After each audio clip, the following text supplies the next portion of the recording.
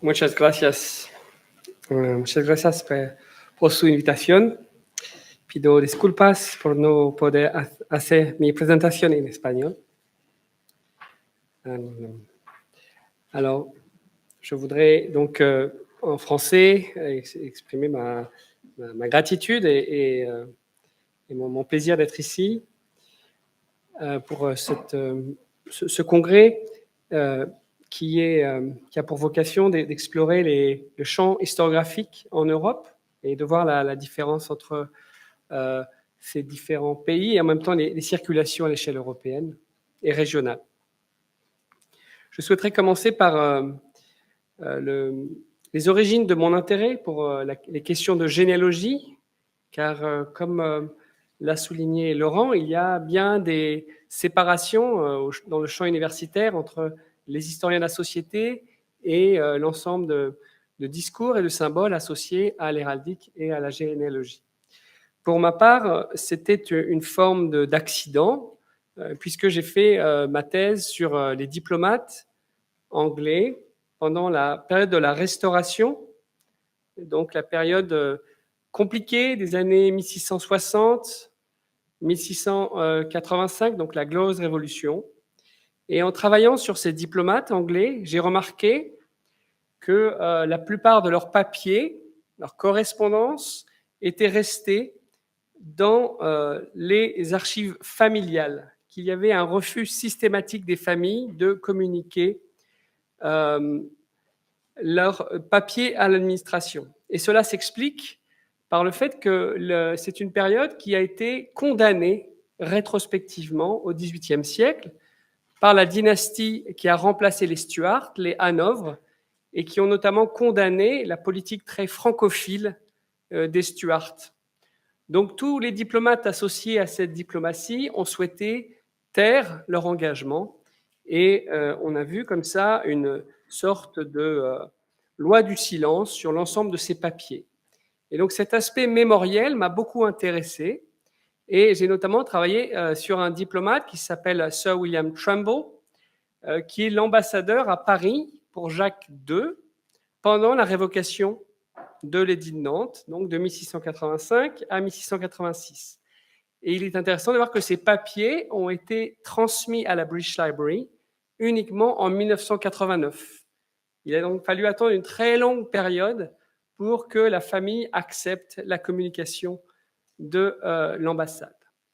En même temps, il est intéressant de voir que certains papiers sont filtrés par les membres de la famille et communiqués au public. Et pour rester sur le cas de William Trumbull, on voit que son fils, William également, va financer une publication écossaise au XVIIIe siècle, donc un dictionnaire de famille qui s'appelle Natural History, Peerage and Parentage of Scotland, par un Écossais qui s'appelle David Scott. Et il répond vraiment au vœu de son père, qui est de parler avant tout des origines écossaises de la famille. Surtout, ne rien dire de l'ambassade, mais parler des origines écossaises. Et dans ce cas-là, donc, l'activité généalogique, c'est une activité de diversion qui évite l'actualité problématique pour parler des origines écossaises. Et donc, j'ai retrouvé le journal du père qui transmet à son fils ses intentions pour parler des origines de la famille. Donc, je traduis. En ce qui concerne ma famille, je ne me suis jamais préoccupé de chercher un long pédigré. Donc ça, c'est la formule classique. On se défend toujours de faire de la généalogie, généralement, car il est sûr que la valeur d'un homme ne tient pas à celle de ses ancêtres. Il doit avoir son propre mérite. Cependant, donc, nous serions issus d'une famille ancienne d'Écosse, et il donne même une source. On trouve un Trumbull chez Hector Boecius. Donc, j'ai regardé, effectivement. Hector Boecius est un antiquaire écossais du XVIe siècle. Et dans son Historiae Gentium Scotorum de 1527, il y a effectivement un James qui aurait aidé le lignage Stuart contre les Anglais. Alors, ce cas particulier m'a interrogé et j'ai cherché par la suite à étudier toutes les correspondances des familles adressées aux libraires londoniens qui publient ces dictionnaires. Et donc, j'ai repéré 140 dictionnaires familiaux sur l'ensemble du XVIIIe siècle. Donc, il y a différents formats. Les peerage, c'est pour les lords. Les baronets, c'est pour la gentry titrée. Et les commoners, ce sont des propriétaires fonciers qui n'ont pas de titre, mais qui sont reconnus comme gentlemen. Donc, il y a une particularité britannique ici sur le caractère très restrictif de la noblesse qui s'étend uniquement aux membres des lords. Et donc, j'ai repéré une correspondance à peu près de 600 familles sur l'ensemble du siècle qui ont été soucieuses de voir leur nom figurer et leur généalogie. Et parfois les armoiries, mais je dois bien admettre avec Laurent que la question des armoiries fait peur encore, et je n'ai pas suffisamment traité cet aspect. Ce qui m'intéressait, c'était de développer une démarche à la fois qualitative et quantitative pour essayer de comprendre les motivations des familles dans leur contribution, dans leur investissement personnel à ces dictionnaires. Dans le cas de la famille Trumbull, on voit qu'il y a une motivation très claire, qui est le problème de l'ambassade de Paris. Mais il peut s'agir, bien entendu, d'une revendication d'un statut nouveau, puisque c'est une famille qui a été distinguée par un titre de chevalier, une famille d'origine plutôt modeste. Il y aurait d'autres raisons, simplement le souhait du fils de répondre aux attentes de son père, donc l'affection familiale, ou aussi on peut imaginer que le fils Trumbull voulait, au moment où la dynastie hanovrienne s'imposait, affirmer une revendication jacobite, de manière indirecte, en revendiquant l'importance des Stuarts dans l'histoire britannique. Ainsi, il y a quantité de motivations qui expliquent la participation des familles, collectives ou personnelles, et j'ai essayé d'en savoir plus à travers une approche plus quantitative. Donc, ça a été la conséquence, ça a été ce livre que j'ai publié en septembre, juste le mois de septembre, donc Selling Ancestry, c'est-à-dire cette idée du commerce, le commerce des libraires, mais aussi la participation des familles. Et j'avais trouvé comme illustration donc cette âne que vous connaissez bien, j'imagine, de Goya, parce qu'il montre bien ce rapport assez compliqué qu'ont les clients avec leur propre généalogie, et aussi le caractère parfois satirique qu'ont suscité ce genre de publications. Dans mon livre, je parle beaucoup des faux dictionnaires qui sont l'occasion d'attaquer des familles, de donner des anecdotes plutôt désavantageuses. Donc, il est intéressant de voir comment ces dictionnaires ont généré aussi des contre-dictionnaires qui se sont développés. Alors, ce livre s'appuie sur plusieurs bases de données. D'abord, un répertoire de tous les dictionnaires publiés. Et effectivement, comme l'avait évoqué Luc, il y a vraiment une inflation de ces ouvrages imprimés en Europe. Et pour l'Angleterre, c'est assez marquant. Et aussi, j'ai fait une base de données sur tous les clients pour essayer d'identifier leurs origines sociales et aussi leur place dans la parenté. Donc, juste pour vous donner un exemple, pour ici, la fin de ma période, donc vous voyez que chaque année, il y a des dictionnaires qui sont publiés. Hein. Ici, donc, vous avez celui de John Burke. Hein. Vous avez donc l'éditeur Colburn, le format, le nombre de volumes, le prix, une livre 11 et les dédicaces, car souvent ces dictionnaires sont accompagnés de dédicaces. Donc ça m'a permis d'avoir une vision assez large pour l'ensemble de la période.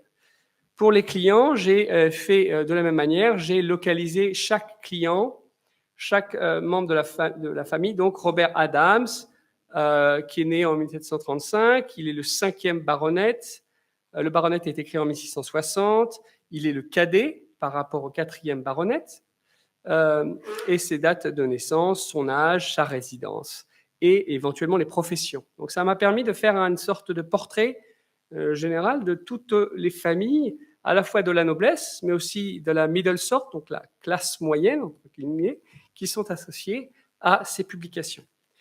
Alors, ce qui m'a intéressé aussi dans cette masse d'archives, certaines sont au College of Arms à Londres, donc plutôt difficiles d'accès, mais beaucoup sont dans des fonds très accessibles au public. La British Library, la Bodleian Library, Victorian Albert, tous les fonds donc des archives comtales. Et pourtant, même si ces ouvrages sont accessibles, ils n'ont pas été étudiés.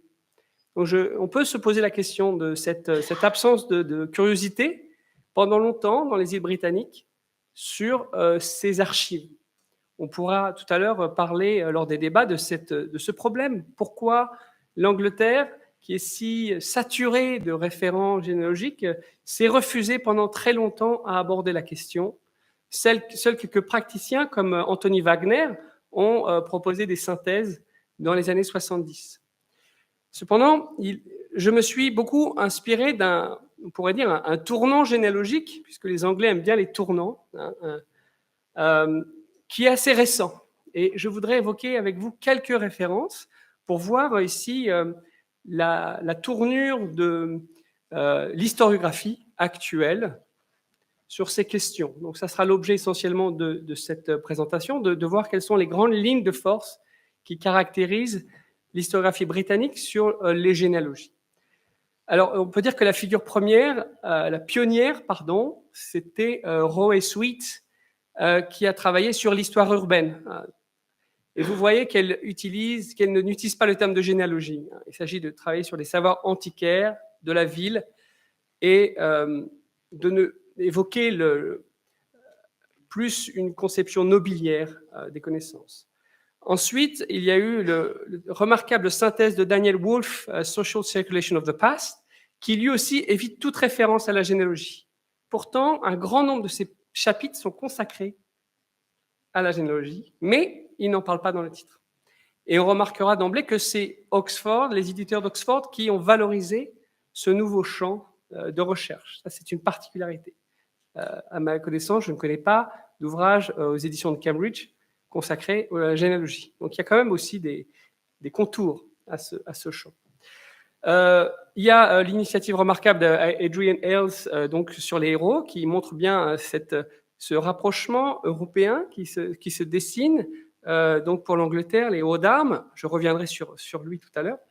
Nigel Ramsay, Herald and Heraldry. C'est le premier qui, d'une certaine manière, de manière assez provocante, revendique l'intérêt de cette thématique qui lui aussi a beaucoup de liens avec la France. Pour l'Irlande, Nicholas Canny, Imagine Ireland Past, lui aussi évite la généalogie. Marie Loudlin, dans une perspective de gender history, généalogie et histoire du genre, qui est plutôt sur l'écrit des femmes. Hugh Price sur les Gallois, Welsh History, à nouveau, pas de généalogie. Alexandra Walsham, elle parle de generation, ancestry and memory. Donc ici, c'est l'importance des familles puritaines et l'importance de leur conscience généalogique pendant les affrontements religieux au XVIe siècle.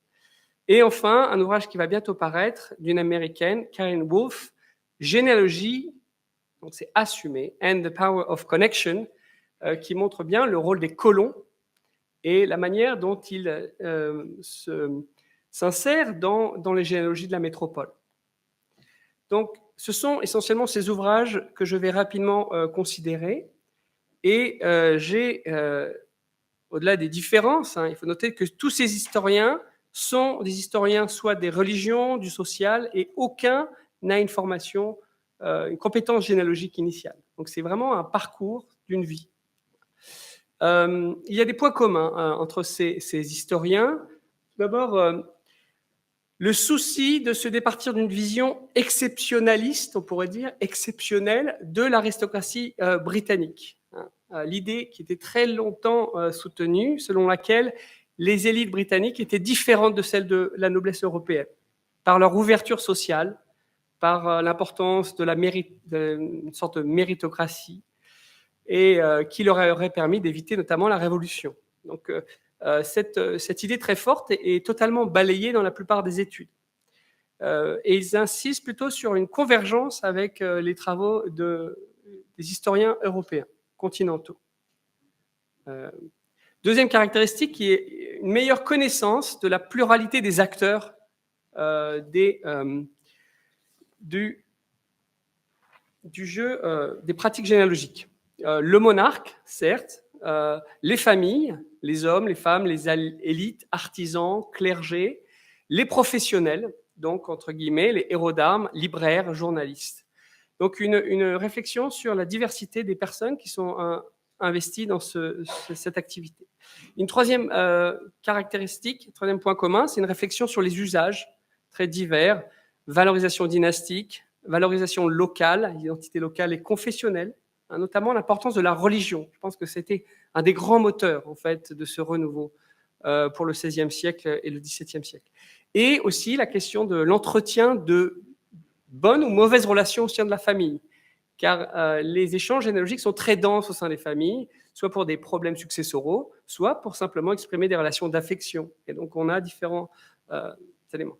Alors, donc, dans mon plan, je voudrais évoquer d'abord une histoire un peu par le haut de ces pratiques généalogiques, hein, une formation d'une conscience généalogique britannique du XVIe au XVIIIe siècle, à la fin du XVIIIe siècle. Donc, c'est l'idée que la généalogie est étroitement liée à des événements politiques. C'est un peu l'histoire la plus conventionnelle, on pourrait dire, mais qui est très utile, qui permet de repérer des marqueurs très, très nets.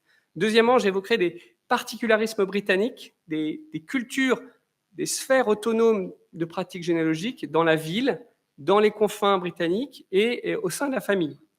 Et enfin, j'évoquerai la circulation des discours britanniques, européennes ou coloniales. Alors, la honte formation d'une conscience généalogique britannique. Un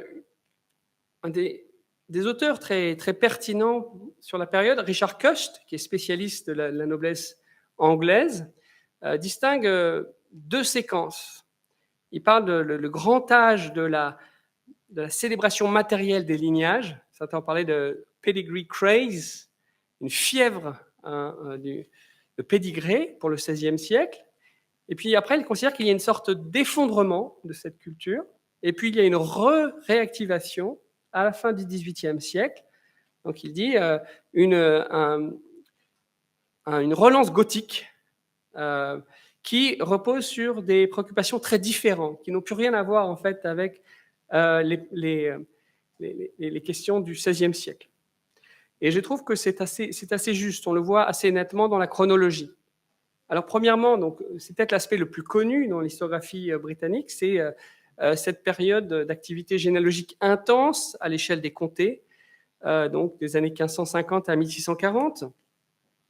On sait le rôle joué par le College of Arms, qui a été créé en 1484, et l'importance donc des visites des héros d'armes dans les comtés pour aller vérifier et pour valider des armoiries et des pédigrés de famille.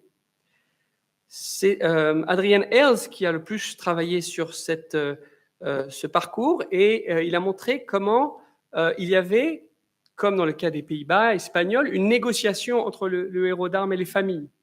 Et dans bien des cas, le héros d'armes se retrouve un petit peu intimidé par, non pas de la violence, mais des demeures un peu écrasantes ou des incitations financières. Donc c'est toute cette négociation entre les familles et les héros d'armes qui permet d'obtenir ce grant of arms. Ici, vous avez un exemple de Henry Draper de 1571. Vous avez l'armoirie et vous avez un pédigré qui est assez particulier puisque la plupart de ces pédigrés ne permet pas de répondre à des problèmes successoraux puisqu'il y a généralement que le lignage masculin et il a pour volonté essentiellement de démontrer l'ancienneté du lignage dans le comté. Donc c'est un document qui est très utile pour démontrer l'ancienneté des familles, le caractère donc de gentleman, surtout pour des familles qui bien souvent sont nouvelles. Vous avez d'anciens fermiers qui se sont enrichis, qui souhaitent ces grant of arms. Et il faut savoir que la plupart des familles accueillent avec enthousiasme ces héros d'armes dans un premier temps.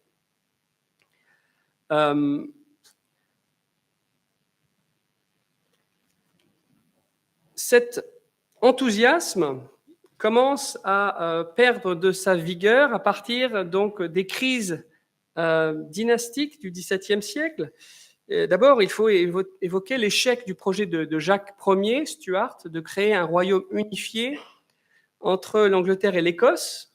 Jacques Stuart avait notamment demandé à différents membres du College of Arms de faire des généalogies britanniques permettant de remonter le lignage entre les Anglais et les Écossais. Donc c'est tout un travail, notamment William Camden a été associé à ces enquêtes, et le Parlement anglais a refusé l'union des deux royaumes. Donc il y a eu déjà une sorte de déception dans cet élan dynastique. Deuxièmement, c'est bien entendu la révolution de 1640 qui marque brutalement la fin d'une culture avec la suppression de la Chambre des Lords, avec la suppression puis de la monarchie. Et même si le College of Arms se maintient pendant la République de Cromwell, on comprend bien que la question de la généalogie est très problématique, notamment parce que vous avez beaucoup de familles de la gentry qui se trouvent dépossédées de leur domaine pour les punir de leur engagement en faveur des Stuarts. Et si bien que les projets dynastiques ambitieux, comme celui par exemple de les antiquités du Warwickshire de William Dugdale, qui est un héros du College of Arms, sont extraordinaires par leur complexité, la qualité des gravures, mais sont des échecs commerciaux. Il y a une sorte de très grande réticence des familles à s'impliquer dans des enquêtes généalogiques à partir de la guerre civile.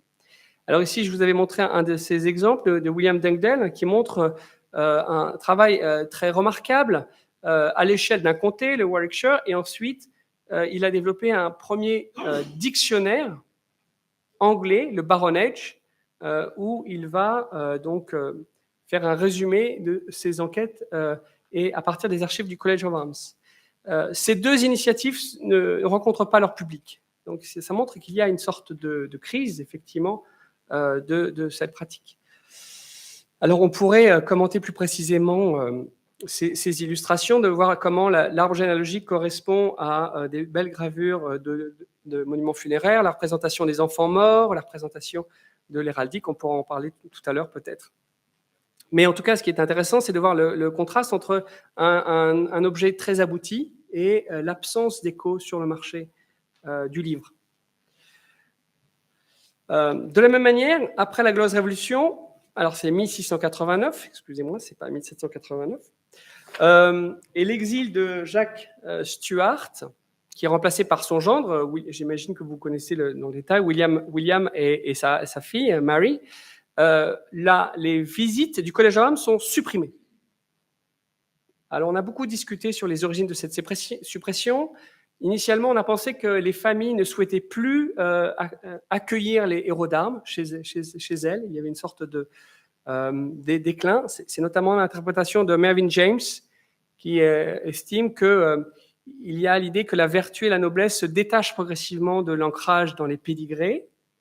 Et cette hypothèse n'a pas convaincu tout le monde. Et de nos jours, on est plutôt dans une interprétation politique, c'est-à-dire la violence des affrontements idéologiques entre ceux qui soutiennent Jacques II et ceux qui soutiennent le nouveau lignage, William, fait que la présence de héros d'armes dans les comtés est problématique. D'autant plus que les héros d'armes, pour la plupart, sont restés fidèles aux Stuarts.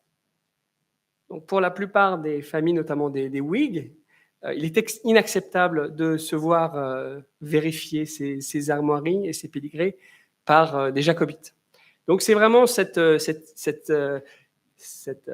impasse qui conduit à l'abandon des visites dans les comtés et qui conduit en fait à une très forte perte du pouvoir du College of Arms. Dans l'ensemble, on pourrait dire que les premiers Hanovre correspondent à une culture dynastique suspecte, devenue suspecte. On voit Jacques II et ses enfants, c'est des enfants bâtards. Hein, donc c'est très une manière de, voilà, de signifier. Et il est intéressant de voir aussi que Georges Ier va essayer de relancer, avec la création de l'ordre de Bath, une sorte d'élan dynastique, mais cet ordre échoue très rapidement. Il ne rencontre pas beaucoup d'engouement de la part de ses courtisans et du membre du gouvernement. Donc il y a vraiment une période qui se prolonge jusque dans les années 1760, où là vous avez une nouvelle politique royale, hein, très clairement, un peu comme Philippe II tout à l'heure. Georges III arrive sur le trône en 1760 et il souhaite s'attribuer la responsabilité de contrôler les identités nobiliaires. Et on le voit ici, il va donner donc des fonds, hein, pour des grandes publications en folio très coûteuses. Je vous donne ici l'exemple de Joseph Edmondson, qui, comme par hasard, est un héros d'armes, hein, et avec un dispositif très spectaculaire où on voit sur le frontispice Georges III qui est en train d'inspecter un pédigré présenté donc par un collège d'armes. Donc pour la première fois, on a à nouveau une mise en scène de la monarchie chargée de vérifier les pédigrés. Alors, ça correspond à une demande sociale également. Il n'y a pas uniquement la volonté du roi. Une demande sociale qui s'explique par le radicalisme montant dans les villes, qui s'explique aussi par l'inquiétude, hein, exprimée par beaucoup de membres de la gentry d'une confusion des statuts. Il y a des pétitions, j'ai trouvé une pétition adressée au roi, Petition to avoid confusion, parity and contempt. Donc cette idée que la ville, la croissance urbaine, crée quantité de faux nobles. Il y a notamment des Irlandais, hein, comme souvent les Irlandais sont d'intrigants, d'aventuriers qui convoitent des filles de lord. Donc il y a tout un imaginaire ici de la confusion qui est bien illustré dans cette pétition. Mais il y a aussi le contexte militaire. Le fait que, à la différence de Georges Ier et Georges III, Georges Ier et Georges II, Georges III va accepter à nouveau la création importante de titres. Vous avez une inflation très forte de titres, simplement pour répondre, pour récompenser des militaires. Donc, pour vous donner un exemple, vous avez uniquement 130 pairs à la Chambre des Lords en 1758, et Georges III va multiplier les titres, et dans la seule décennie de 1780, donc, qui correspond à la guerre d'indépendance américaine, vous avez 130 nouveaux titres. Donc vous avez une croissance considérable, vous avez plus de 200 titres de baronnettes qui sont créés. Il est clair que cette forte augmentation de titres suppose aussi un effort pour redonner un prestige au titre de noblesse dans l'ensemble. D'où ces initiatives qui s'accompagnent aussi d'une plus grande autorité du College of Arms dans les procès qui se multiplient, qui sont liés au peerage claim, du fait de l'extension des lignages. Vous avez de plus en plus de procès entre des familles concurrentes, et le College of Arms et la Chambre des Lords vont avoir le droit de s'ingérer dans ces procès. Donc il y a vraiment un ensemble de choses qui expliquent cette relance dynastique. Enfin, évidemment, la Révolution française va créer un choc très très fort, et dans l'ensemble va aboutir à un renforcement d'ici de cette culture aristocratique. Et l'historien un peu de référence estime que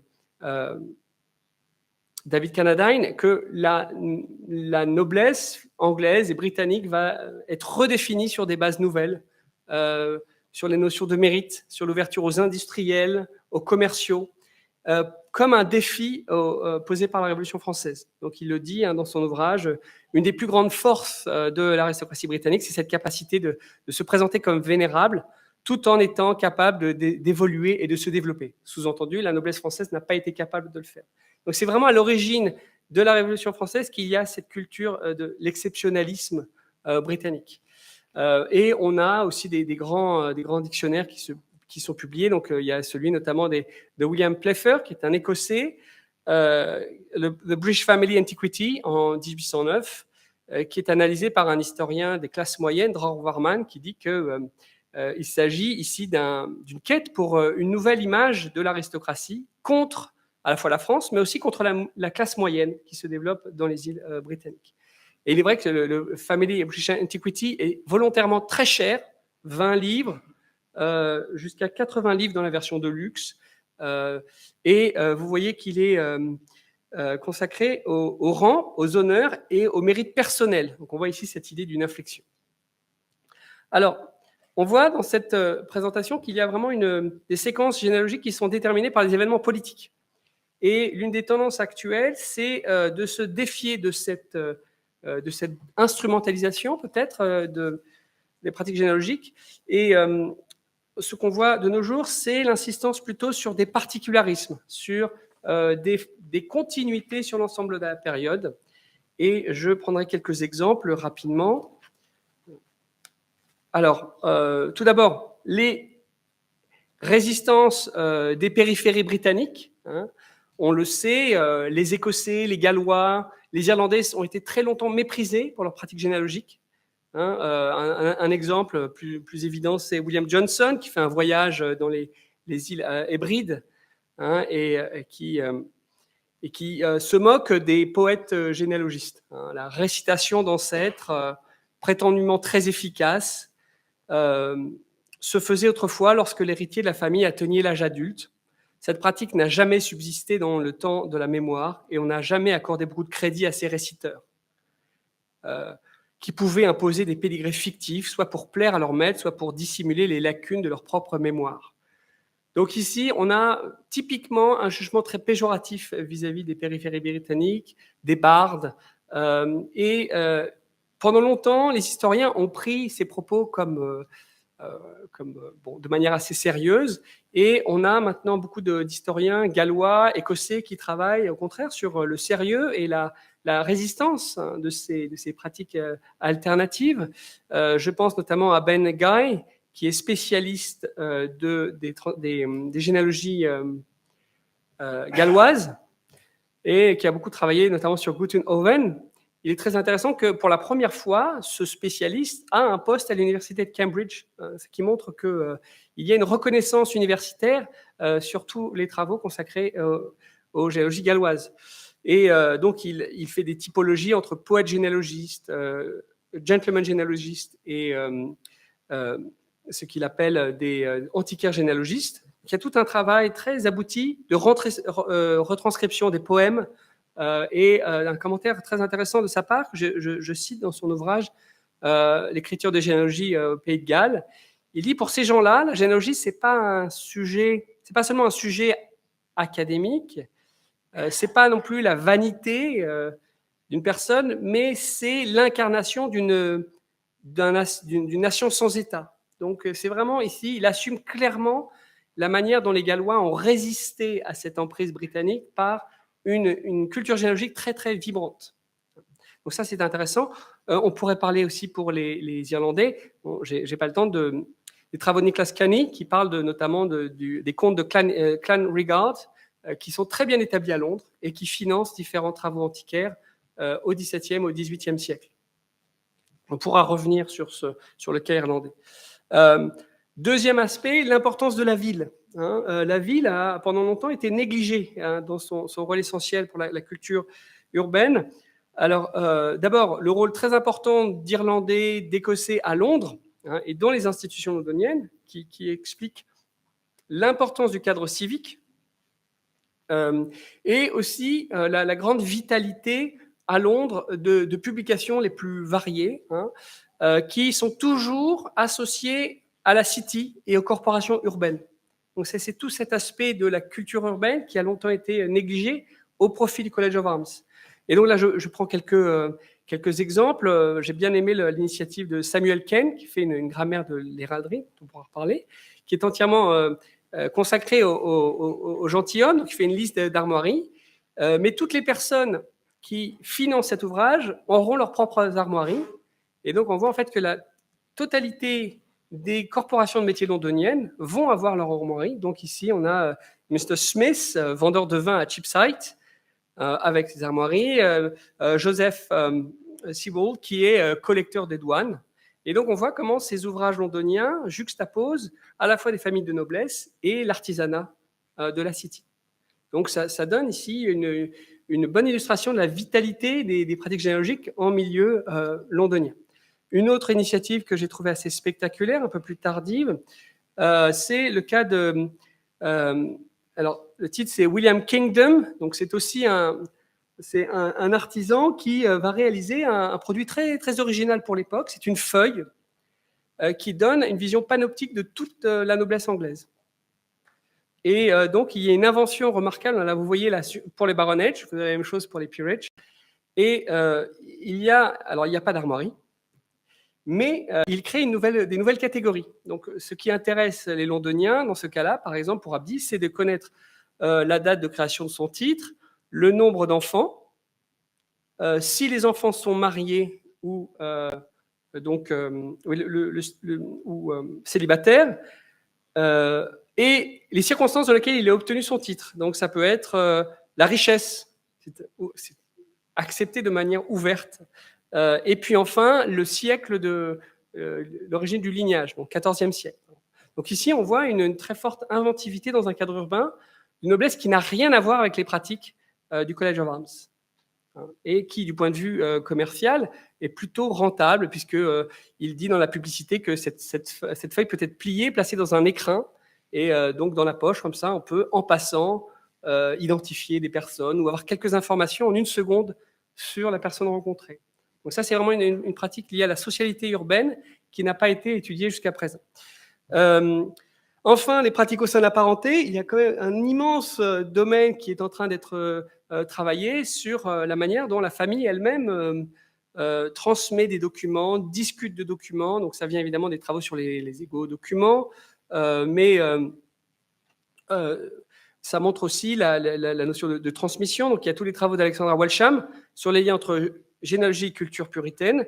Et dans mon travail, j'ai vu que la plupart des dictionnaires généalogiques ne mentionnent jamais les femmes ou les cadets. C'est toujours l'idée, la fiction selon laquelle ce sont les fils, les héritiers qui transmettent l'information. Mais lorsqu'on étudie les lettres, on s'aperçoit qu'en fait, c'est pas le cas. C'est que la majorité des correspondants ne sont pas les héritiers. Donc vous avez ici quelques statistiques pour l'édition de 1739. Vous avez donc les femmes qui ont un rôle très important, les cousins, les neveux, les demi-frères, les cadets. Les cadets sont très importants car la plupart ont une profession, donc soit dans le clergé, soit comme juriste, qui les rend beaucoup plus à même de répondre aux questions de l'éditeur. Et on voit que bien souvent, le fils héritier n'est pas en mesure de mobiliser les connaissances généalogiques suffisantes. Alors bien souvent, il y a une collaboration entre les membres de la famille. Dans d'autres cas, il y a des conflits, lorsque les deux membres de la famille envoient deux récits différents. Et donc, il y a souvent des conflits que l'éditeur doit arbitrer. Donc, des choses assez intéressantes au sein de la parenté et qui ne voient jamais le jour. C'est bien si on utilise ces dictionnaires, on a une idée totalement fausse de la réalité de la pratique généalogique en Angleterre. Enfin, des usages familiaux, je me dépêche, les marginalia. Il y a beaucoup d'ouvrages qui ont des notes sur les marges. Et on peut voir aussi comment les membres de la famille utilisent ces ouvrages. Donc ici, j'ai un exemple rapide sur un ouvrage de baronette où il y a quantité de ragots qui sont colportés par des membres de la famille. Alors ça peut passer sur des cas de meurtre, puisque souvent ces dictionnaires sont lus avec d'autres ouvrages, donc des gazettes. Donc ça peut passer de cas de meurtre, de fraude, de jacobites qui sont cachés ou qui n'assument pas leur engagement, de comportement immoral, spéculation, divorce, mensonge, des suicides et des accidents ridicules. Donc, il est mort en tombant de cheval dans une flaque. Donc, vous voyez comment la famille, c'est aussi un lieu à la fois de création généalogique et en même temps de recréation à partir d'un support imprimé. Donc ça, c'est une perspective assez riche. Dernièrement, je me dépêche, les circulations européennes et coloniales. Alors, il y a la question de la place des publications britanniques à l'échelle de l'Europe. Et on peut remarquer que, en fait, à la fin du XVIIe siècle, il y a quantité d'ouvrages qui répondent aux mêmes besoins. Et je pense que cette dimension européenne, elle a été négligée, hein. Alors, il y a les travaux de Dorit Reins, notamment sur les dictionnaires vénitiens. Donc, de Camille Fréchot, par exemple, en 1682. Il y a tous les almanachs allemands. Il y a le calendrier des princes avec François-Alexandre Aubert de la Chesnay-du-Bois. Et on voit quand même qu'il n'y a pas jusqu'à présent de travaux qui ont essayé de cerner des logiques entre ces différents ouvrages et de voir s'il n'y avait pas des éléments de circulation. On voit par exemple que, loin d'être une spécificité britannique, la multiplication des compilations généalogiques témoigne d'une même logique utilitaire, notamment la valorisation de l'ordre alphabétique et d'une valorisation de la parenté proche. Donc ici, je prends la préface d'Aubert de la Chesnay qui dit que il se justifie. L'ordre alphabétique m'a paru le plus convenable. C'est l'extrait de mon dictionnaire généalogique dressé pour ceux qui n'aiment qu'à connaître les vivants et qui se soucient peu de parcourir des degrés souvent secs et arides. Le goût du public depuis plusieurs années se déclare pour les dictionnaires. C'est ce qui m'a déterminé. Et le lecteur éclairé au milieu de cet espace de mélange de rois et de princes, et de grands et de lords, reconnaîtra toujours dans un ordre si simple et si ordinaire tout chacun pour ce qu'il est. Ici, on a exactement la même rhétorique employée à Paris et à Londres sur le public, sur l'idée des lumières, donc le lecteur éclairé, sur l'idée de la justification de l'ordre alphabétique, hein, et notamment l'exposition de la parenté proche aux dépens des lignages anciens. Et ici, je citerai Valérie Pietri, ici même, et Germain Biotto, qui dit que on a trop eu tendance à séparer la France, en fait, en imaginant un État presque policier qui contrôlerait les pédigrés. Et donc, elle dit que, loin de passer ces pratiques sous le seul contrôle du roi, les enquêtes de noblesse, par exemple sous Colbert, ont stimulé divers projets éditoriaux. Érudits de province, libraires parisiens, commissaires, officieux du roi, se détourner de la sorte le dessein monarchique, à visée juridique et fiscale, pour en faire une œuvre présentée comme historique. Donc on voit comment, même aussi en France, les rapports entre l'État et le commerce aboutit à quantité de projets. Et là, il semble qu'il y a beaucoup d'analogies à poursuivre. Autre élément, l'importance des rapports franco-britanniques. Alors là, on sait que l'école française a été assez influente sur les Anglais, notamment après la Révolution de 1640. On sait par exemple que le dictionnaire de Thomas Milles sur le Catalogue of Honors est inspiré par Claude Paradin. Donc il y a quantité de circulation de modèles entre les deux pays. Dugdale lui-même, dans sa préface à son baronnet, je reconnais sa dette à l'égard d'André Duchesne. Donc cette circulation est très importante et elle s'accentue au XVIIIe siècle avec ce chassé-croisé entre huguenots d'un côté et jacobites de l'autre. Et donc j'ai travaillé sur justement la présence des jacobites en France et sur la résidence d'un héros d'armes qui est à Saint-Germain, qui est irlandais et qui va essayer de transformer les documents irlandais en documents français afin d'obtenir un statut de noble. Donc ici, il y a tout un dialogue sur la différence de noblesse entre l'Irlande et la France, les possibilités de convergence et, dans l'ensemble, la manière dont les familles jacobites vont redéfinir leurs récits familiaux pour s'intégrer dans un discours plutôt français sur la noblesse immémoriale.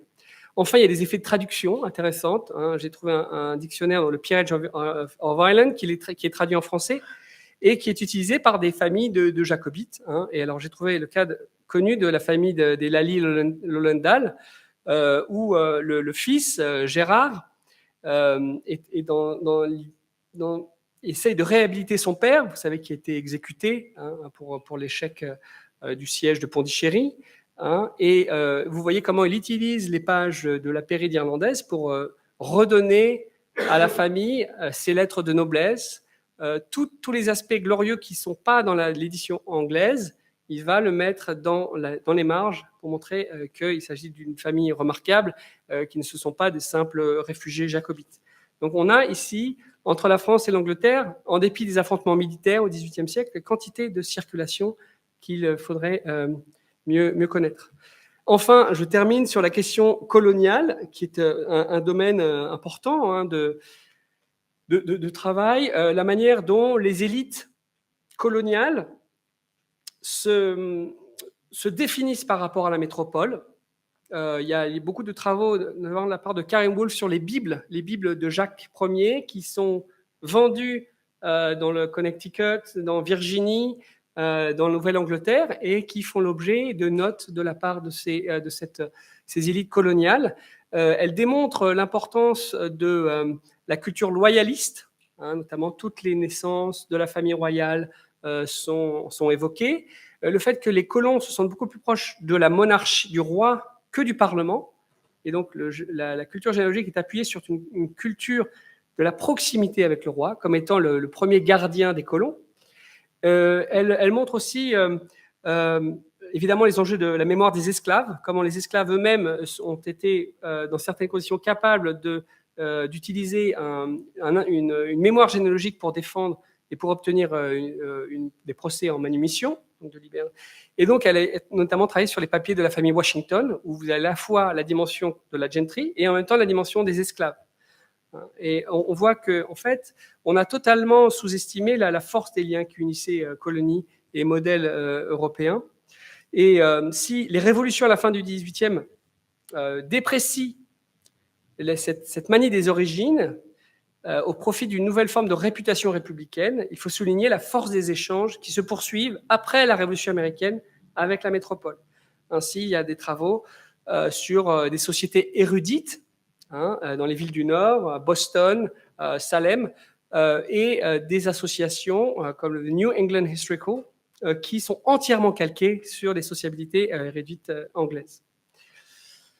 Je voudrais m'arrêter ici et je vous remercie beaucoup pour votre attention.